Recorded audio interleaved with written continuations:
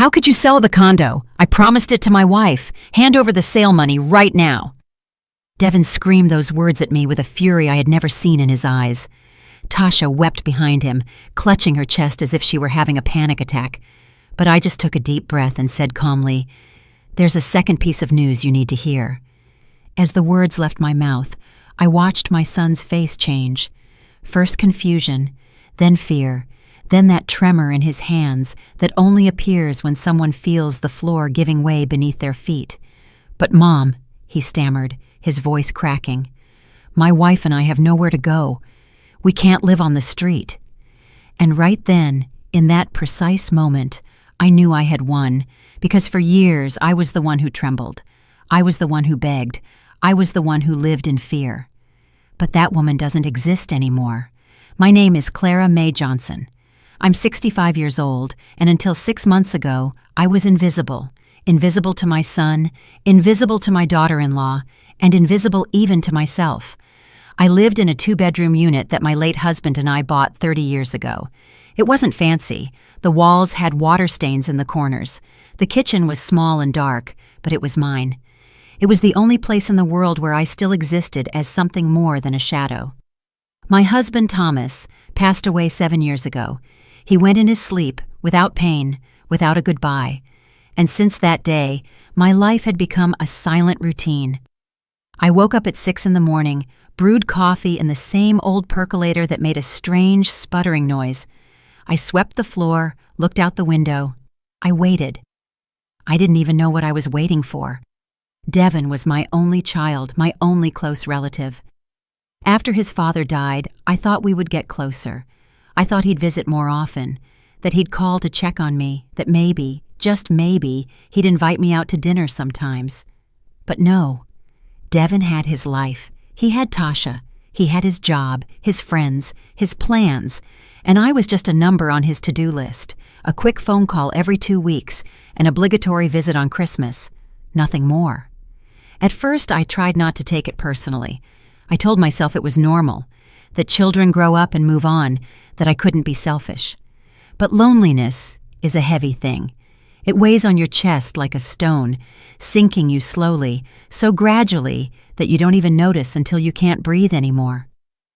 Devin's visits were always the same. He'd knock, walk in without a smile, and sit on the sofa with his phone in his hand. "Hey, Mom. How you holding up?" "I'm fine, son. And you?" "Good. Busy."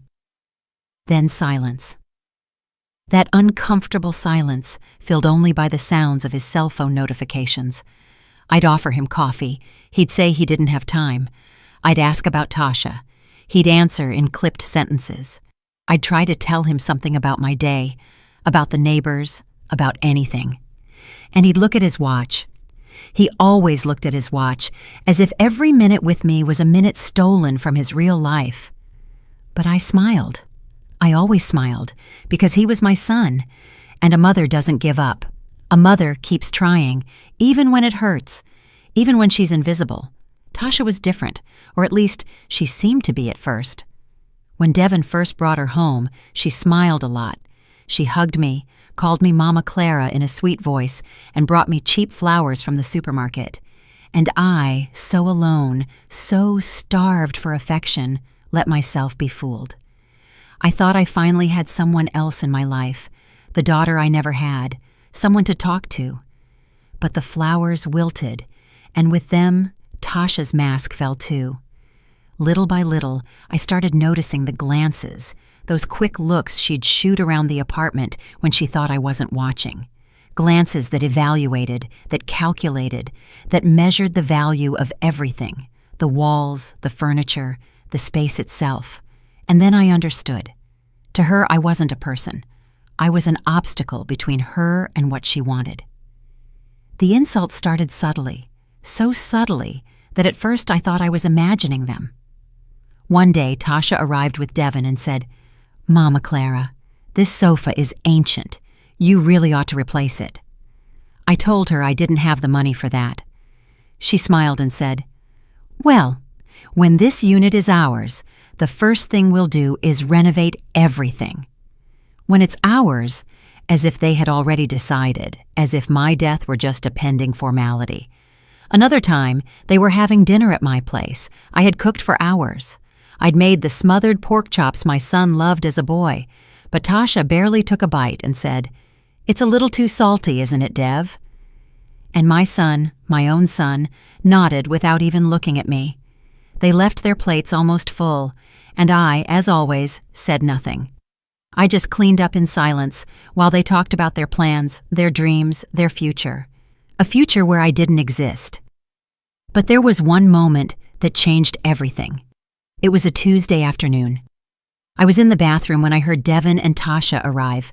They hadn't told me they were coming. I heard their voices in the living room, and something in the tone made me freeze.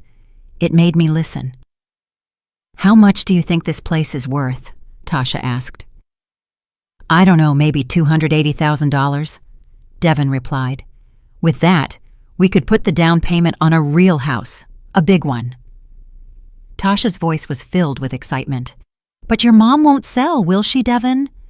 He laughed, a dry, chilling laugh. "Nah, but she's not going to live forever. And when she goes, this place is mine. It's all the inheritance I've got." Tasha sighed, relieved. "Thank goodness, because honestly, I don't know how much longer I can pretend to like her." I felt something shatter inside me, something that could never be repaired. I stayed in the bathroom, my hand over my mouth to keep silent. The tears fell freely, but they weren't tears of sadness. It was something deeper. It was the death of an illusion. The illusion that my son loved me, that I mattered to him even a little. When I finally came out, they were sitting on the sofa. Tasha smiled at me. "Mama Clara, what a surprise. We didn't know you were home." A lie. They knew perfectly well. They just didn't care. Devin didn't even look up. He was checking his phone. And I smiled again. I offered them coffee. They declined. They stayed for 10 more minutes and left. I sat down on that old sofa they despised so much and asked myself, when did I become this? Someone waiting for her own death just to stop being a bother? The hours passed slowly after they left. I stared at the ceiling, listening to the city noises, the passing cars, the distant voices, the wind hitting the window. And at some point between the darkness and the silence, I made a decision that would change everything. I wasn't going to keep waiting. I wasn't going to keep being invisible. I wasn't going to hand over my life to someone who was only waiting for me to die. For the first time in 7 years, I felt something close to rage, but it wasn't explosive rage. It was cold, calculated. It was the anger of someone who is finally waking up. The next morning, I woke up different. I don't know how to explain it. It was as if something inside me had hardened overnight, as if all the tears I'd shed had washed away something old and rotten, leaving space for something new, something stronger. I got up, made my coffee, but this time I didn't sit staring out the window like always. This time I took out an old notebook I had stored in a drawer and started writing. I wrote down everything I remembered, every insult, every hurtful word, every contemptuous look. I needed to see it. I needed to understand how blind I had been. And when I finished, I had filled 5 pages. 5 pages of proof that I hadn't imagined it, that I wasn't crazy, that they had genuinely reduced me to nothing. The humiliations didn't stop. They actually worsened. It was as if Devin and Tasha sensed I was changing and needed to remind me of my place.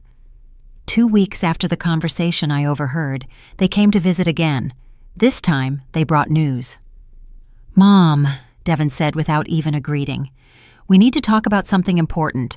Tasha and I are house hunting. We want to start a family, but everything is so expensive." I nodded. I said nothing. I just waited. Then Tasha spoke with that falsely sweet voice I hated so much. "Mama Clara, we know this unit is huge for just you. 2 bedrooms for 1 person. It's a waste, don't you think? You could live somewhere smaller, cozier, and maybe you could sell us this place. At a fair price, of course. A family price." A family price? The words sounded nice, but I knew what they meant. They meant they wanted me to give away my only asset, to hand over the home my husband and I had paid for with 30 years of hard work, just so they could start their lives without making sacrifices, without working hard like we did. I took a deep breath and told them, "I'm not ready to sell. This place holds too many memories for me." Devin frowned. "Mom, don't be selfish. You won't need it for much longer anyway. At your age, what's the point of clinging to material things? You should be thinking about your son, about your family." Tasha nodded, fake tears welling in her eyes. "But we were really counting on this, Mama Clara. We'd already made plans." Plans. They had made plans with my life, with my home, without even asking me. And the worst part was, they said it as if it were the most natural thing in the world, as if I owed them my existence. I stayed silent. I didn't argue. I just told them I'd think about it. And they left satisfied, certain that sooner or later I would cave, because I always caved. I always ended up giving them what they wanted. But this time, something was different. This time, as I closed the door behind them, I didn't feel guilt. I felt determination. I felt clarity, and I knew exactly what I had to do. 3 more weeks passed. 3 weeks where Devin called me every day. Not to ask how I was, not to see if I needed anything, but just to pressure me. "Mom, have you thought about what we talked about? Mom, we found a perfect house, but we need the down payment money. Mom, don't be difficult." And Tasha would send texts, long messages filled with sad face emojis. "Mama Clara, I know it's hard for you, but think about the grandkids you could have. Don't you want your future grandchildren to have a good home?" Every message was a blow. Every call was a reminder that to them, I was only a means to an end. And the rage kept growing, cold, silent, powerful. Then came the moment that changed everything for good. It was a Friday. I had gone to the bank for a simple task, updating my information, nothing major. But while I was waiting, I overheard 2 women talking. One, younger, was telling the other, "My mother-in-law finally sold her house. She bought a small condo, and with the rest, she went traveling. She says she worked for others her whole life, and now she wants to live for herself." The other woman laughed. "How brave! I wouldn't have the nerve to do that. My family would kill me." And the first one replied, "But it's her money, her life. Why should she need to ask permission?" Those words stuck with me. Why should I need to ask permission? It was my condo, my life, my decision. No one had given it to me. No one had paid a single dollar of the mortgage except my husband and me. And yet, I had spent months feeling like I didn't have the right to do what I wanted with what was mine, that somehow I owed everything to Devin just for being my son. That wasn't love. That was manipulation. And I had allowed myself to be manipulated for too long. I left the bank with a clear idea, so clear that my own boldness startled me. But I didn't stop. I couldn't stop. It was now or never. That same afternoon, I searched online for real estate agencies. I found one with good reviews and called. A kind voice answered. "Good morning. How can we help you?" And I, my voice only trembling slightly, said, "I want to sell my condo fast. No big advertising, no letting too many people know." The woman on the other end asked a few questions. Address, size, condition. Then she said, "We can send someone out tomorrow to do an appraisal." "Perfect," I replied and hung up. I sat on the sofa with the phone in my hand, feeling my heart pound. I had just taken the first step, and there was no turning back.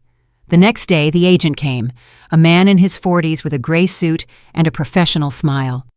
He toured the apartment, took pictures, made notes, and finally told me, "Mrs. Johnson, this place could sell for around $280,000, maybe a little more if we do some minor repairs. But if you want to sell fast, like you said, we could get $250,000 in less than a month." I nodded. "Let's do it." He looked surprised. "You don't want to consult with your family first? Most people—" I cut him off. "I don't need to consult with anyone. It's my decision." He smiled, handed me the papers to sign, and a week later there was an interested buyer, a young couple who needed to move quickly for a job. They offered $270,000 cash, no financing, no complications. I accepted immediately. During all this time I said nothing to Devin.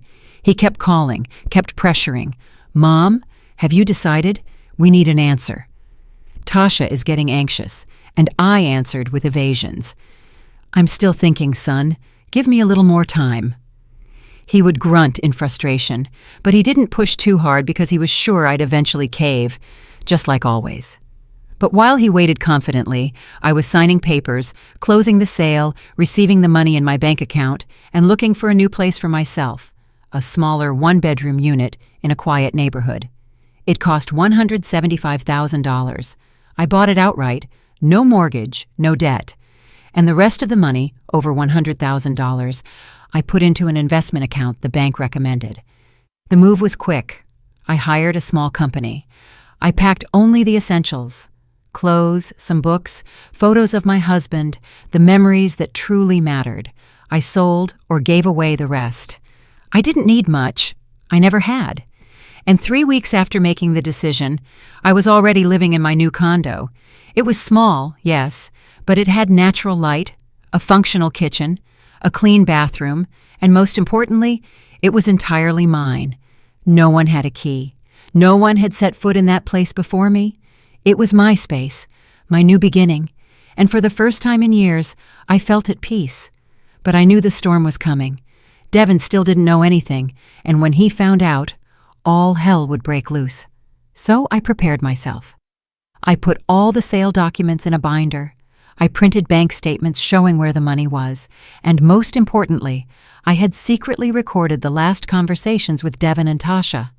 The ones where they talked about the condo as if it were already theirs, where they planned what they'd do with it when I died, where Tasha complained about having to fake liking me. I had all the evidence, and I was ready. The call came on a Tuesday afternoon. I was arranging the last books on the shelf of my new condo when the phone rang. It was Devin. His voice sounded strangely cheerful. "Mom, hey, good thing you answered. Tasha and I want to take you out to dinner this Friday. Haven't spent time together in a while." I paused. Devin never invited me out to dinner. Never. "Sure, son. What time?" 7. We'll pick you up. And don't worry about a thing. Our treat." I hung up and knew exactly what was happening. They had decided to change strategies. Direct pressure hadn't worked. Now came the soft manipulation, the fake gestures of affection, the forced kindness. But I was no longer the same naive woman as before. This time, I knew exactly what to expect. Friday arrived, and I dressed carefully. I put on a chocolate brown dress I'd bought years ago, but rarely wore. I combed my hair, put on a little makeup. I wanted to look strong. Devin arrived right on time. He rang the bell at the old condo, the one that wasn't mine anymore. I waited a few seconds before going down. When I left the building, I saw him standing next to his car, frowning and looking at his phone. "Mom!" he shouted when he saw me. "What took you so long? I was about to come up." "I had to get ready," I replied calmly. We got in the car. Tasha was in the passenger seat. She turned to me with a huge smile. "Mama Clara, so good to see you. You look so sharp." Her words were honey, but her eyes were ice. We went to an Italian restaurant. It wasn't luxurious, but it wasn't cheap either. Devin chose a corner table, away from the noise, away from other people. A perfect spot for a private conversation. We ordered food, pasta for Tasha, steak for Devin. I ordered a simple salad. I wasn't hungry. My stomach was tied in a knot, not from fear, but from anticipation. For the first few minutes, they talked about trivial things. Devin's work, a friend of Tasha's who got married, the weather. I just listened, nodded, and smiled when necessary. And I waited, because I knew the real reason for the dinner would come at any moment. It arrived just as the main courses were served. Devin wiped his mouth with his napkin and looked straight at me. "Mom, we need to talk about something serious. Tasha and I have been thinking a lot, and we're worried about you." I looked up. "Worried about me?" "Yes," Tasha said, leaning forward. You're all alone in that big condo. At your age, anything could happen. A fall, a health issue, and there'd be no one there to help you." Devin nodded. "That's why we thought it would be better if you either moved in with us or if you sell the condo and buy something smaller, safer, closer to us." "Ah," I said simply, and they waited. They waited for me to respond with gratitude, with relief, with that submission I had always shown. But I just took a sip of water and said, "It's very considerate of you to worry about me. I'll think about it." Tasha blinked, confused. "But we need an answer soon, Mama Clara.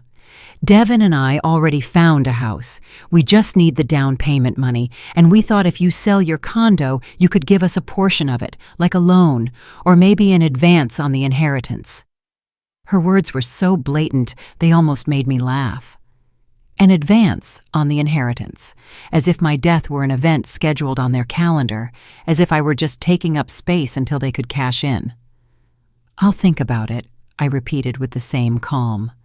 This time, Devin tensed up. "Mom, we've been talking about this for months. You can't keep stalling us." I felt the anger bubbling in my chest, but I didn't let it out. Not yet. Instead, I smiled. "Son, it's a big decision. I can't make it that fast. Give me a little more time." Tasha let out a dramatic sigh. "But Mama Clara, we were really counting on that money. We already told the owner we want the house. If we don't put down the deposit soon, we'll lose it. There's no other option. Your condo is our only plan."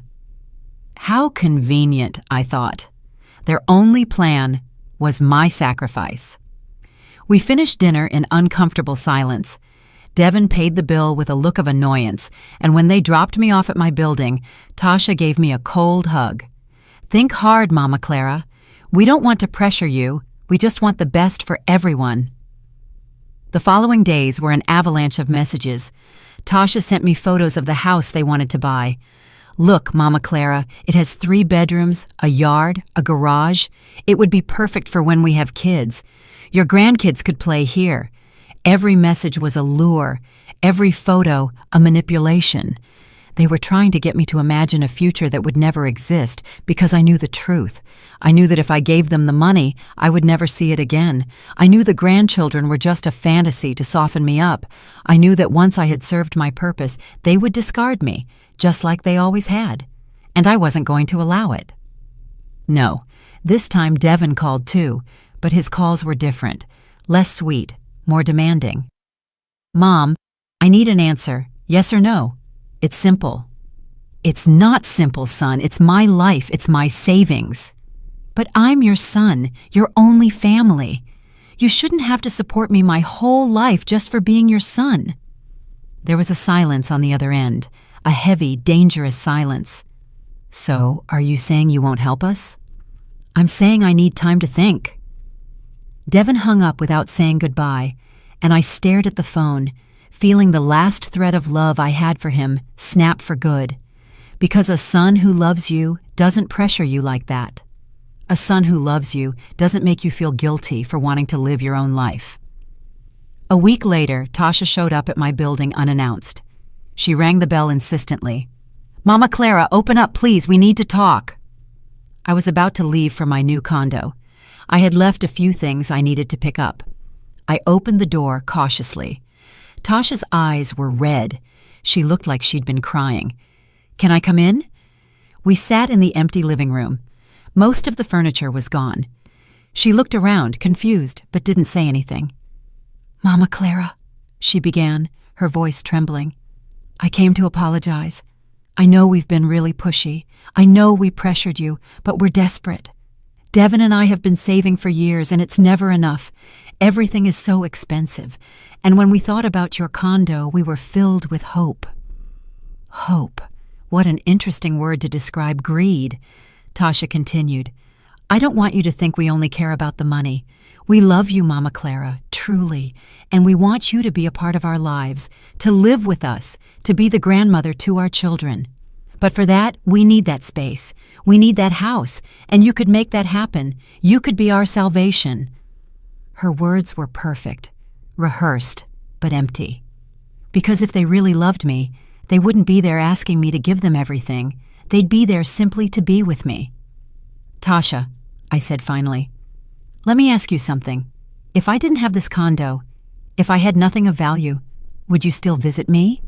She blinked. Of course, Mama Clara. What kind of question is that? Then why, in these last few months, have you only sought me out to talk about the condo? Why do you never call just to see how I am? Why does every conversation end with the same request? Tasha opened her mouth, but no words came out because there was no answer. Or rather, the answer was obvious, and she didn't want to admit it. She stayed silent for a few seconds, then stood up. I think I came at a bad time. We'll talk later. And she left, leaving me alone in that empty room. But I didn't feel lonely. I felt free. Because every conversation, every manipulation, every lie only confirmed that I had made the right decision. That night, sitting in my new condo, I reviewed all the documents again. The deed to the new place, the receipts from the old sale, the recordings I had made. Everything was in order. Everything was ready. All that was left was the final moment, the confrontation. And I knew it would come soon, because Devin and Tasha weren't patient, and their desperation would make them make a mistake I was waiting for. I took a deep breath, drank a cup of hot tea, and mentally prepared for what was coming. Because the war was just beginning, and this time, I had all the weapons. The moment came 2 weeks later. I knew it would eventually happen, that Devin would lose his patience and show up unannounced, that he would try to confront me, to force an answer out of me. That day finally arrived. It was Saturday morning. I was in my new condo, having coffee by the window, watching life pass on the street. My phone rang. It was Devin. Mom, I'm on my way to your place. We need to finish this conversation today. You can't keep avoiding us. I'll be there in half an hour. He hung up before I could answer. I stared at the phone. My heart beat fast, but not from fear. It was pure adrenaline. I had waited for this moment. I had prepared for it, and now it was here. I dressed calmly, comfortable slacks, a cream-colored blouse, nothing special. I tied my hair back, put on my shoes, and headed to the old unit. Yes, I still had the keys. The new owner wasn't moving in until the following week, so technically, I could still go inside. I arrived before Devin, went up the stairs, unlocked the door, and waited. The condo was almost empty. Only a few boxes remained in the corners. The echo of my steps resonated off the bare walls. I sat on the floor with my back against the wall and waited. 5 minutes later, I heard hurried footsteps in the hall. The door flew open. Devin burst in like a hurricane. Tasha followed behind him. Mom, he started to say, but he stopped dead when he saw the empty apartment. His face shifted from confusion to alarm in a second. What the hell is going on here? Where's the furniture? Where is everything? I slowly stood up. I sold it, I said calmly. You sold the furniture? Tasha asked in a high-pitched voice. Not just the furniture, I replied. I sold the condo, too. The silence that followed was deafening. Devin stared at me as if he didn't understand the words he had just heard. Tasha had gone pale. What did you say? Devin murmured. I sold the condo, I repeated, louder this time. 3 weeks ago, the papers have been signed, the transfer is done, the new owner moves in next week. Devin exploded. How could you sell the condo? I promised it to my wife. Hand over the sale money right now. His voice was a shout. His hands trembled. Tasha began to cry. But Mom, how could you do this to us? We were counting on this place. We had plans, we had dreams, and you destroyed them. I stood firm. I didn't move a muscle. I looked them directly in the eyes. This condo was mine. It wasn't yours. It was never yours, and I could do whatever I wanted with it. Devin took a step toward me. His face was red with anger. Don't you dare say that. I'm your son, your only family. That condo was my inheritance. It was the only thing you were going to leave me. Your inheritance, I repeated calmly. Devin, you're 38 years old. You have a job, you have your health, you have your whole life ahead of you, and you were already planning what to do with my things when I died. That's not being a son. That's being a vulture. Tasha shrieked, offended. How dare you talk to him like that? He gave you everything. He took care of you after your husband died." I gave a bitter laugh. "Took care of me? Tasha, your husband visited once a month, called only when he needed something, and the two of you spent the last few years treating me like a nuisance, like something you had to tolerate until I stopped existing." "But Mom," Devin began, his voice softer now, desperate. "My wife and I have nowhere to go. We can't live on the street. We need that money. It's yours by right." "By right?" I asked incredulously. "What right? The right to be my son? The right to have been born? That doesn't give you the right to my life or to what I decide to do with what is mine." Devin ran his hands through his hair. He was frantic. His perfect plan had collapsed. "Then at least give us the sale money. If you already sold it, you have the cash. Give it to us. We can buy the house anyway, please." It was the first time in years I had heard him say please, but it wasn't a genuine please. It was the plea of someone who is losing and knows it.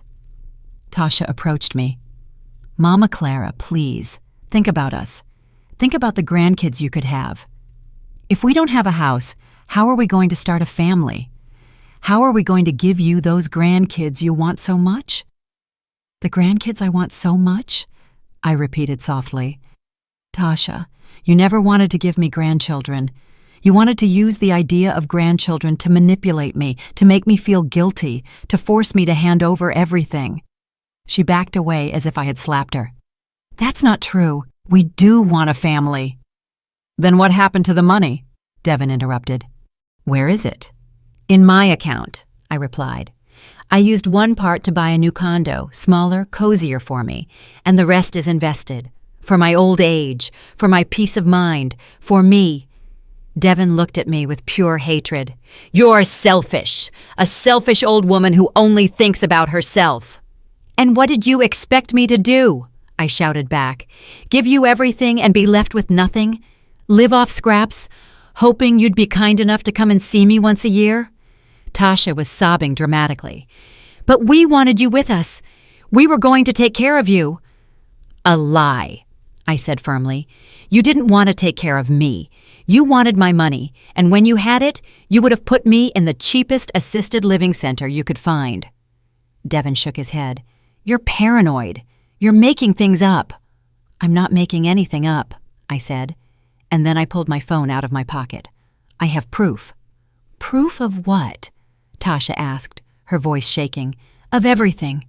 Of every conversation where you talked about me as if I were already dead. Of every plan you made behind my back. Of every cruel word you said, thinking I couldn't hear you." The color drained from Devin's face. "You recorded us?" "I recorded you," I confirmed, "because I needed to be sure I wasn't imagining things. I needed proof that you truly only saw me as a means to get what you wanted." Devin took a step toward me, his fists clenched. "Give me that phone right now." "No," I replied, stepping back. "These recordings are my insurance, just in case you decide to do something stupid." "Like what?" Tasha asked. "Like trying to sue me? Like trying to take away what's mine? Like trying to invent that I'm senile or incapable of making decisions? I've seen enough stories to know how this works."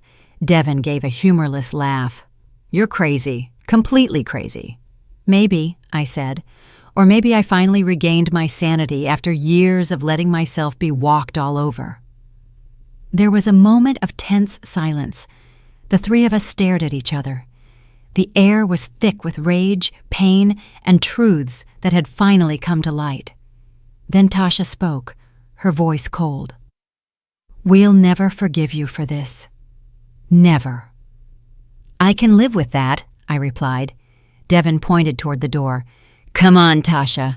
There's nothing left for us here." She followed him, but before stepping out, she turned to me. "I hope that money makes you happy, Mama Clara, because it's going to cost you your only family." "It cost me my family a long time ago, Devin," I said. "I just didn't realize it until now." They left, slamming the door. The sound echoed in the empty condo. I stood there, alone. But I didn't feel lonely. I felt victorious. I felt free. For the first time in years, I had defended what was mine. I had said no, and I had survived. I sat on the floor again. My legs were trembling from the adrenaline. My heart was still racing, but there was something else, something warm in my chest. It was relief. It was peace.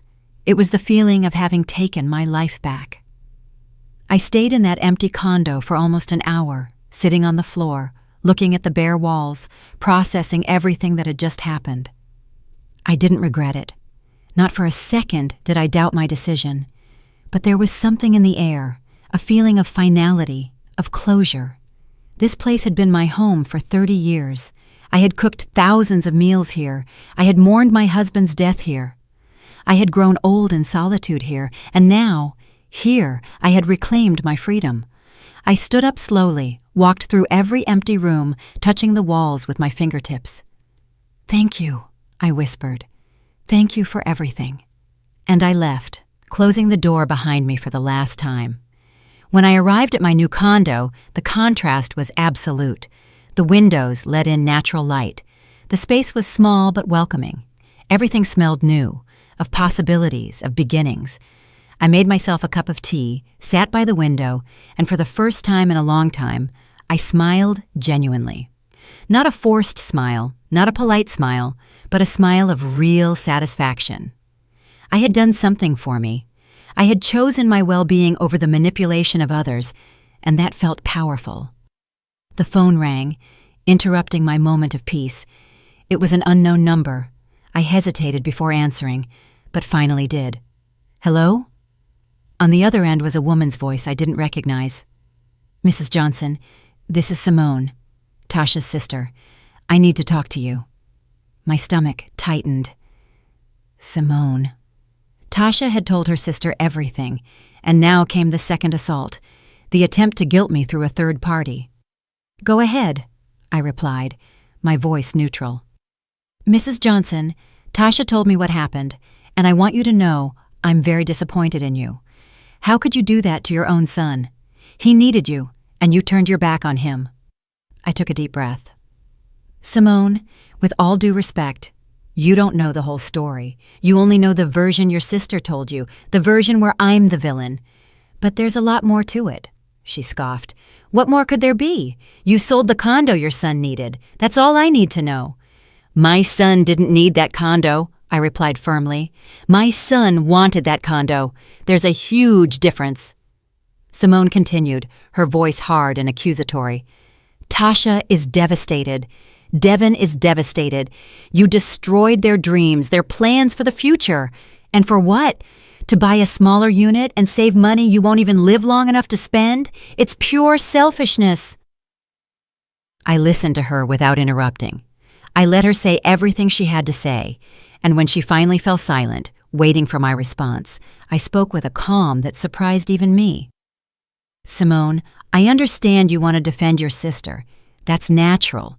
But let me ask you something. When was the last time Devin and Tasha visited me without asking for something?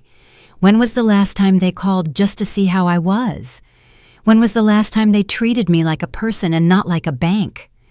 There was an uncomfortable silence on the other end. "They have their lives," Simone finally said, with less conviction. "Their jobs, their responsibilities."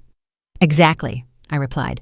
"They have their lives, and I have mine, and my life doesn't consist of eternally sacrificing myself so they can live comfortably." Simone tried to argue more. "But Mrs. Johnson, you're his mother. Parents should always help their children. They should always be there." "I was there for 38 years, I said, raising my voice slightly. "I gave my son everything I could, but there comes a time when children have to stand on their own 2 feet. And if at 38, Devin is still expecting me to solve his life, then I failed as a mother, but I won't keep failing by allowing him to use me." Simone hung up without saying goodbye. I stared at the phone. I knew it wouldn't be the last call, that Tasha and Devin would try to use other people to pressure me, to guilt me, to break me, but I had already made my decision, and no one was going to change my mind. That night, before sleeping, I checked my bank account online. The money was there, over $100,000. It was more money than I had ever had combined in my entire life, and it was mine alone. No one could take it. No one could demand it. It was my safety net, my freedom materialized in numbers on a screen. I slept peacefully that night. No nightmares, no anxiety, just peace. The following days were strangely normal. I dedicated myself to settling into my new condo. I bought plants for the windows. I hung light beige curtains. I organized my books on the small shelf. Everything I did reminded me that this space was mine, that no one would come to judge it, that no one would come to tell me I should change this or that. It was my refuge, my kingdom. A week later, I received a text message from Devin. It was long, full of carefully chosen words. "Mom," it began, "I've had time to think, and I believe we both said hurtful things. I know I've failed you as a son. I know I haven't been present like I should, but that doesn't mean I don't love you. You are my mother and always will be. I wish we could talk, that we could figure this out." I read the message 3 times, searching for sincerity between the lines, but I didn't find it. At no point did it say, "I'm sorry." At no point did it acknowledge the real harm he had done to me. It was just a generic apology, one more attempt to get close and see if he could still get something. I didn't reply. I simply put the phone away and got on with my day. 2 days later, another message arrived. This one was from Tasha. "Mama Clara, please don't close the doors on us. I know we made mistakes, but everyone deserves a second chance. Devin is doing very badly. He barely eats, barely sleeps. He's still trying to figure out how to fix things with you. Please give him that chance." I didn't reply to that one either, because I knew it was theater. Emotional manipulation, a last-ditch effort to soften me up. One afternoon, while enjoying the sun in a park near my new condo, I saw an older woman sitting on a bench. She was alone, feeding pigeons with breadcrumbs. I walked over and sat beside her. "It's a beautiful day," I said. She smiled. "Beautiful indeed." She confirmed. "I come here every day. It's my time for peace." I asked her if she had family. She nodded. 3 children, 8 grandkids, but I barely see them. They're busy with their lives, and I understand. I don't want to be a burden. Her words reminded me of myself just months ago. "You are not a burden," I told her. "You are a person, and you deserve to be treated as such." She looked at me, surprised, and then smiled with tears in her eyes. "Thank you. I needed to hear that." We talked for almost an hour. She told me about her life, her struggles, her disappointments, and I told her mine, about Devin, Tasha, the condo, my decision. She listened without judgment. When I finished, she took my hand. "You did the right thing," she said firmly. "I wish I had your courage, but I'm afraid of being completely alone." "Being alone isn't the worst thing that can happen," I told her. "The worst thing is being surrounded by people who make you feel alone." She nodded slowly, as if those words had touched something deep inside her. We said our goodbyes with a hug, and as I walked back home, I felt something new. Connection, empathy, purpose. I had spent so much time focused on my broken relationship with Devin that I had forgotten there were other people in the world, other stories, other lonelinesses I could share. That night, I made a decision. I would look for activity groups for seniors, classes, workshops, whatever. I needed to build a new life, a life that didn't revolve around my son. I went online and started searching. I found a painting workshop that met on Tuesdays and Thursdays in the afternoon. I had never painted in my life, but something in the description caught my eye. Expression without judgment, creativity without pressure, community without commitment. I signed up before I could regret it. The first workshop was in 3 days, and though I felt nervous, I also felt excited. An excitement I hadn't felt in years, the thrill of starting something new, of discovering a part of myself I had never explored. Meanwhile, the messages from Devin and Tasha continued to arrive, increasingly desperate, increasingly manipulative. "Mom, please, you can't ignore us forever. We're your family." "Mama Clara, Devin is considering therapy. He really wants to change. He just needs your support." "Mom, at least reply so we know you're okay. We're worried about you." Each message was an attempt to reopen the door I had closed, but I was no longer the same woman who let herself be convinced by sweet words. I was someone new, someone stronger, someone who had finally learned that saying no doesn't make you a bad person. It makes you a person with boundaries. And boundaries aren't walls. They are doors you choose when to open and when to keep closed. On Sunday, I received one last call. This time, it was from a number I recognized. It was Brenda, a distant cousin I hadn't seen in years. "Clara May," she said seriously, "Devin called me. He told me what happened, and I want to tell you that I understand your position, but I also want to ask you to consider forgiveness. Family is the most important thing, and holding grudges only hurts yourself." I listened to her words, took a deep breath, and replied, "Brenda, it's not a grudge. It's a decision. The decision not to allow myself to be hurt anymore. And if family is so important, why didn't Devin show it when he could? Why does he only remember family when he needs something?" She didn't know how to respond, and I took advantage of the silence. "I appreciate your call, Brenda, but this decision has already been made." And I hung up. Tuesday arrived faster than I expected. It was the day of my first painting class. I woke up early, had a calm breakfast, and dressed in comfortable clothes. Gray slacks, a soft ivory blouse. Nothing special, but I felt good. When I arrived at the location, it was a small, light-filled room. There were 6 other people, all women, all over 50. The teacher's name was Ms. Eleanor Vance. She had white hair pulled back in a messy bun and a warm smile that made you feel immediately welcome. "Good morning," she said softly. "Today, we're not going to worry about making anything perfect. We're just going to let our hands express what we feel." And so my new life began. At first, I felt clumsy.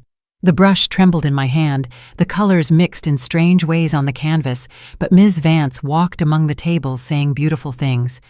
There are no mistakes in art, only discoveries. After an hour, something inside me relaxed. I stopped thinking. I stopped judging every stroke, and I simply painted. I don't know what I was creating. It was abstract, chaotic, but it was mine. And when the class ended, I felt lighter, as if I had let out something I had been holding on to for years. The other women also shared their work. Each one had a story. Each one had her battles, and no one judged anyone else. It was a safe space, a space where I could just be Clara May, not someone's mother, not someone's widow, just me. After the class, one of the women approached me. Her name was Ruth Baker. She had short, curly hair and an infectious laugh. "It's your first time, right?" she asked me. "Yes," I replied. "It shows, but in a good way. You clearly have a lot to get out." We laughed together. She invited me to grab coffee.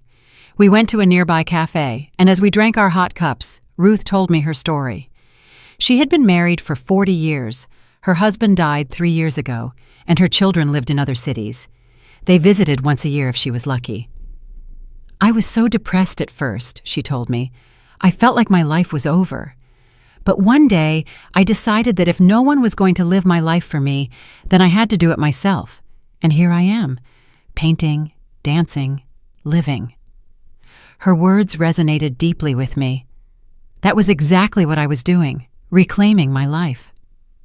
Ruth became my first real friend in years. We started getting together after every class.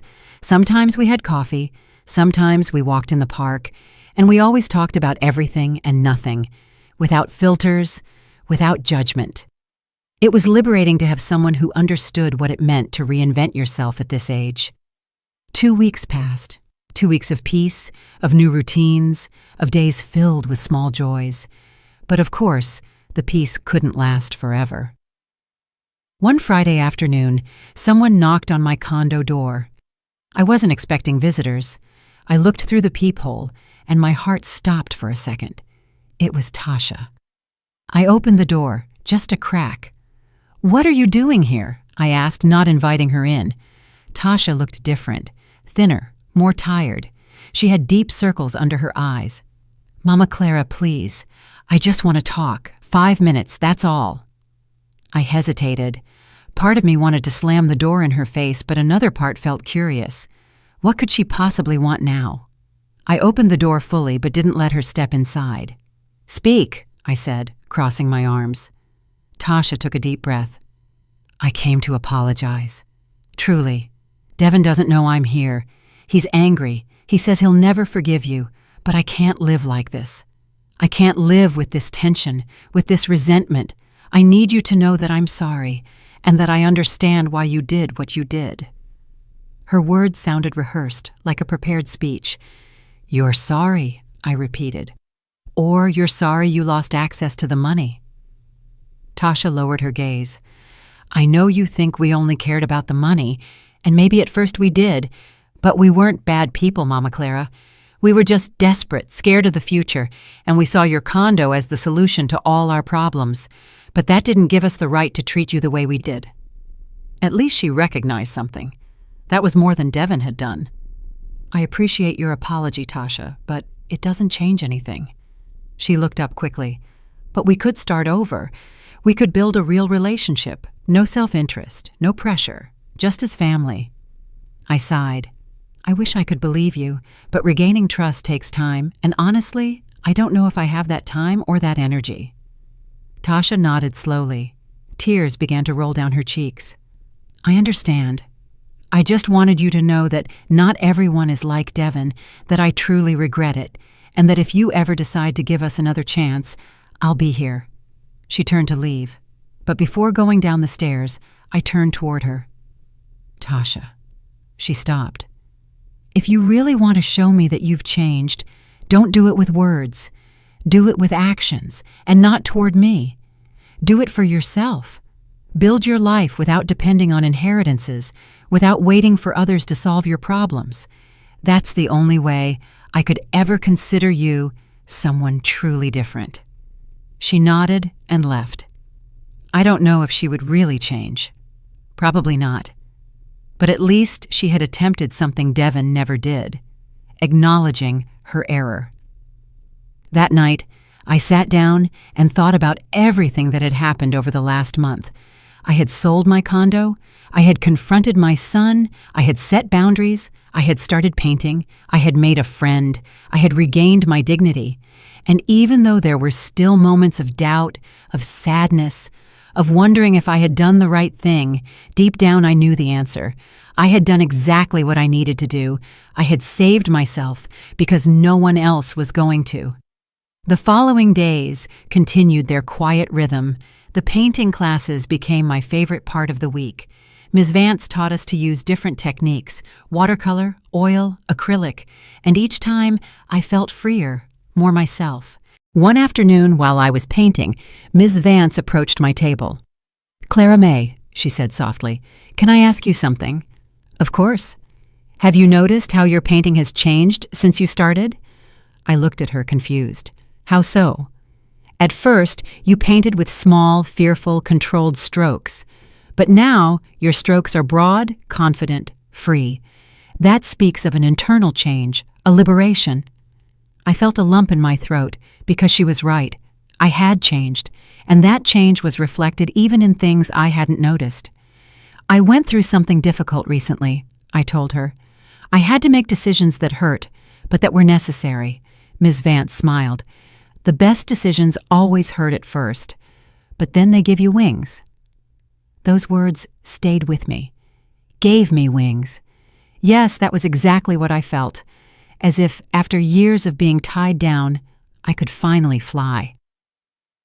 Ruth and I started planning a short trip, just a weekend, to a nearby coastal town, to visit museums, to wander aimlessly, to enjoy life without asking anyone's permission. It was a small thing, but it meant everything. It meant I could make plans, that my life wasn't over, that there were still adventures to live. When I told Ruth about my situation with Devin, she didn't judge me. She just hugged me and said, "Children don't understand that parents also have the right to live. They think we were born just to serve them, but you taught them something important. You taught them boundaries." 3 months had passed since the confrontation. 3 months of tranquility, of new routines, of painting, of friendship with Ruth, of afternoons in the park, of evenings reading on my small but comfortable sofa. My life had found a rhythm that made me happy. It wasn't an explosive happiness. It was a calm, deep, real happiness. But as often happens, just when you get used to the peace, the past knocks on your door again. It was a Saturday morning. I was brewing coffee when the doorbell rang. I wasn't expecting visitors. I looked through the peephole, and my heart paused for a second. It was Devin. Alone. Without his wife. He looked different. Thinner. With an unshaved beard. With dark circles that spoke of sleepless nights. I hesitated before opening, but something in his posture made me do it. I opened the door but stayed in the frame, blocking the entrance. "What do you want, Devin?" He held up his hands in a gesture of peace. "I just want to talk. No screaming, no demands. Just talk, please."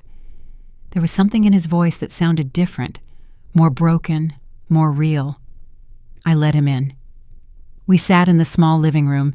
He looked around with a strange expression. "This is your new place?" he asked.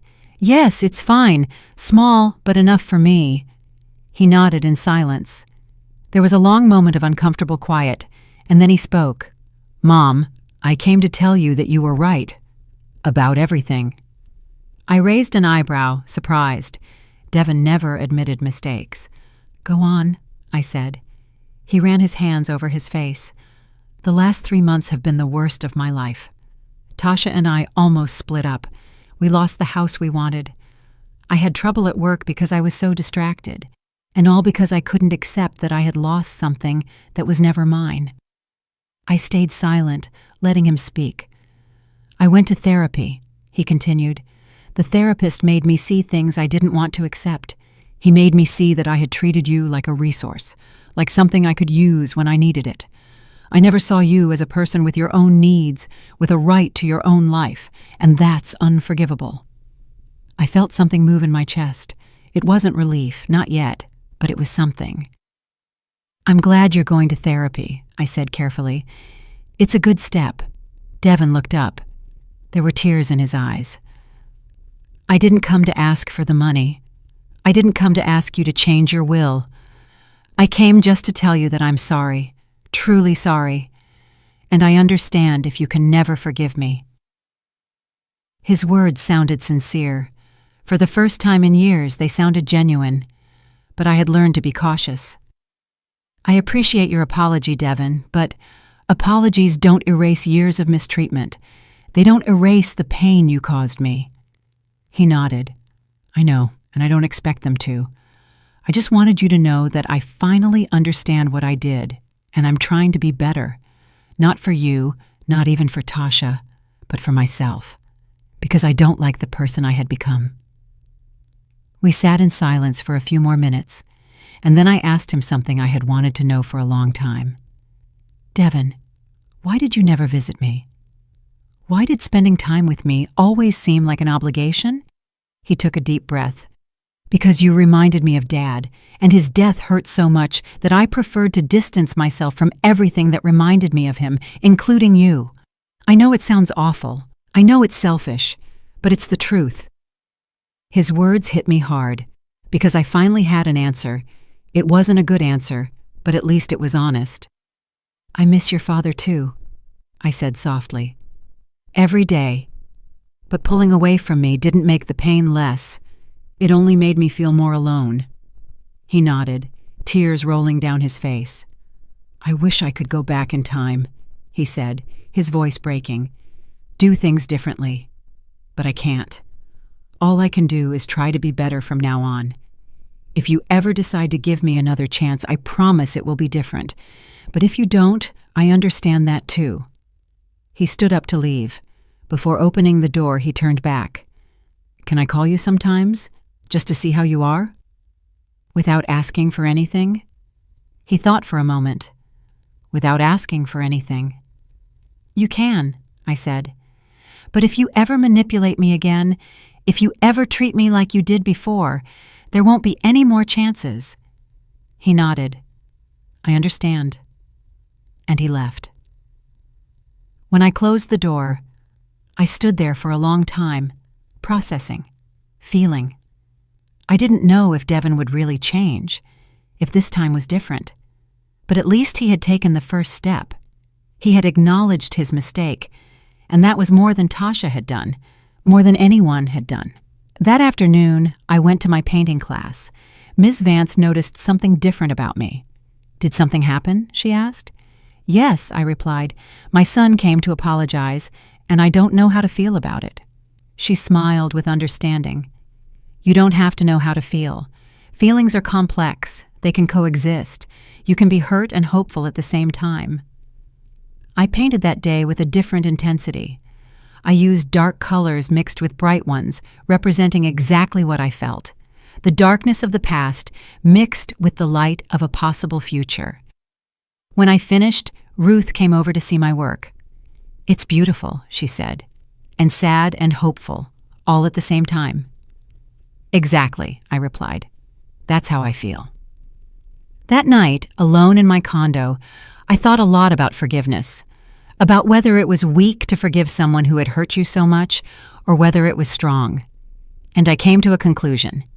Forgiveness wasn't for Devin. Forgiveness was for me, to release the weight I had been carrying, to move forward without resentment poisoning my soul. But forgiving didn't mean forgetting. It didn't mean allowing him to hurt me again. It meant letting go and keeping on walking. The following days felt lighter, as if a heavy burden had been lifted from my shoulders. Devin called me twice that week, short, simple conversations, asking how I was, briefly telling me about his day, not asking for anything, not manipulating. And though I still kept my guard up, I began to feel that maybe, just maybe, there was hope. Ruth and I finally took our trip.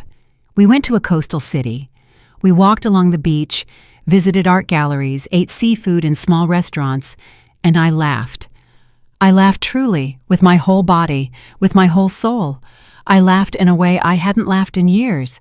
And in one of those moments, walking along the shore with my feet in the cold water, Ruth told me something I'll never forget. "Clara May," she said, taking my hand, "I'm proud of you, of how you defended yourself, of how you reclaimed your life. You are braver than you think." Her words filled me with an emotion that was hard to describe, because for so long I had felt weak, cowardly, invisible. But now someone saw me as brave, and maybe she was right. Maybe I had been brave all this time without realizing it. Bravery isn't the absence of fear, it's acting despite it, and I had done exactly that. 6 months had passed since that day of confrontation. Half a year of learning to live again, of discovering who I was without the chains of guilt, without the weight of others' expectations. It was a Sunday morning. The sun streamed through my window, illuminating the plants that now filled every corner of my small condo. I got up without haste, made my coffee, and sat by the window as I did every morning. But this time, there was something different in the air, a feeling of completeness, of full closure. My phone vibrated. It was a message from Ruth. "Ready for the exhibition today?" I smiled. Today was a special day. Ms. Vance had organized a small exhibition of her students' work, and I had decided to participate. I dressed carefully, an olive green dress I had bought the week before. I combed my hair, applied light makeup, and looked in the mirror. The woman who looked back was different from the one 6 months ago. There was something in her eyes, strength, peace, dignity regained. I arrived at the art hall an hour early. My 3 paintings were already hanging on the wall. The first was dark, full of grays and blacks. It represented my life before. The second was chaotic, bright colors mixed with shadows. It represented the conflict, the awakening. And the third was luminous, full of yellows and oranges. It represented my present, my freedom. Ms. Vance approached me with a huge smile. "Clara May, your work tells a complete story. It's beautiful to see your evolution." People started arriving, other students, family members, friends. Ruth arrived with a bouquet of wildflowers for me. "I'm so proud of you," she said, hugging me tightly. We walked among the works. Each one told a different story. Each woman had captured her battles on those canvases, and there was something powerful in that, in seeing how pain could transform into beauty, in seeing how creativity healed. I was explaining the meaning of my second painting to a woman when I heard a familiar voice behind me. "Mom." I turned slowly. Devin was standing in the doorway, alone, holding a small bouquet of wildflowers. He looked nervous, unsure, as if he didn't know if he was welcome. I approached him with measured steps. "What are you doing here?" I asked, without hostility, but with caution. "You told me about this exhibition," he replied, "and I wanted to come. I wanted to see what you've been doing, if you'll let me." I looked him in the eyes, searching for a hidden agenda, but I only saw genuine curiosity. "It's okay. You can stay." His face lit up with relief. We walked together to my paintings. He observed them in silence for a long time, and then spoke softly. "This first one is how you felt before, right?" I nodded. "And this third one is how you feel now?" I nodded again. He pointed to the middle one, the chaotic painting. "And this one? This is me. I'm the chaos that interrupted your darkness, but also the one who pushed you toward the light." His words surprised me with their depth. "I hadn't thought of it that way," I admitted. "But you're right." Devin turned to me. "Mom, I've done a lot of thinking these past few months. I've worked on myself, and I realized something. You didn't take anything away from me. You gave me something I never had. You gave me an example of what it means to defend yourself, of what it means to live with dignity, and even though it hurt at the time, I understand it now." I felt a lump in my throat. "I don't know what to say." "You don't have to say anything," he replied. "I just wanted you to know that, and I wanted to give you this." He handed me the flowers. "They're not much, but I chose them myself. No help from Tasha, no consulting anyone. Just thinking about you." I took the flowers with trembling hands. They were simple, but beautiful. "Thank you," I whispered. Devin stayed at the exhibition for 2 hours. He talked to Ruth, to Ms. Vance, to other students, and for the first time, I saw him genuinely interested in my life, in what I had built. Before leaving, he hugged me. It was a different hug. It wasn't the mechanical hug from before. It was a real, heartfelt embrace. "I'm proud of you, Mom," he said, "and I'm sorry it took me so long to tell you." When he left, Ruth approached. "That's your son?" I nodded. "He's changed, or at least he's trying to." She smiled. "Sometimes people need to lose something to appreciate it. Maybe your bravery taught him an important lesson." "Maybe," I replied. "Only time will tell. But it's no longer my responsibility to fix him. That's his own battle, and I have mine. My battle is to keep growing, to keep living."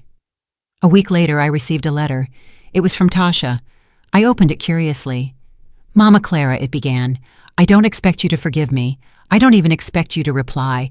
I just want you to know that Devin and I separated, not because of you, but because we both finally realized that we had built a relationship on the wrong foundation, on expectations, on dependency. Now we are both working on ourselves, and maybe someday, if fate allows, we can be better people. Thank you for teaching me that saying no is also an act of love, self-love." I folded the letter slowly. I didn't feel joy over their separation, but I didn't feel sadness either. I felt neutrality. I felt that everyone was finding their own path, and that was okay. The following months continued their quiet rhythm. Devin called me once a week, simple conversations, no demands, no manipulation, just genuine questions about my life. And I shared. I told him about my paintings, about Ruth, about the books I was reading, and he listened. He truly listened. I don't know if our relationship will ever be what it was, but honestly, I don't want it to be what it was. I want something new, something healthier, something built on mutual respect and not on obligation. 1 year after the confrontation, I was sitting in the same park where I had met the woman feeding the pigeons, and I saw her again, sitting on the same bench. I walked over with a smile. "Do you remember me?" She looked up, and her eyes lit up. "The brave woman! Of course I remember you." We sat together. I told her everything that had happened. She listened intently, and when I finished, she took my hand. "You did more than save yourself. You saved me too. After our conversation, I took your advice. I set boundaries with my children, and guess what? Some got angry, but others understood. And now I have a more honest relationship with them. Thank you." Her words filled me with deep emotion because I had made a difference, not just in my life, but in someone else's. That night before sleeping, I wrote in a diary I had started keeping. Today marks 1 year since I made the hardest decision of my life, 1 year since I chose my dignity over the approval of others. And I can say with total honesty that I don't regret it. I learned that love is not constant sacrifice, that family is not blind obligation, that forgiveness is not forgetting, and that old age is not the end. It's just another chapter. A chapter where I can finally be who I always should have been. I belong to no one now. I am simply me, and that is more than enough. It is everything. I closed the diary, turned off the light, and fell asleep with a smile. The smile of a free woman. Did you like my story? And which city are you listening from? Let's meet in the comments. If you liked the story, you can support me by sending a super thanks so I can keep bringing more stories like this. Thank you so much for your sweet support. I'm looking forward to your comments on the story. On the screen, you can see 2 new life stories that I highly recommend. There's so much more on my channel. Don't forget to subscribe. See you in the next life story with love and respect.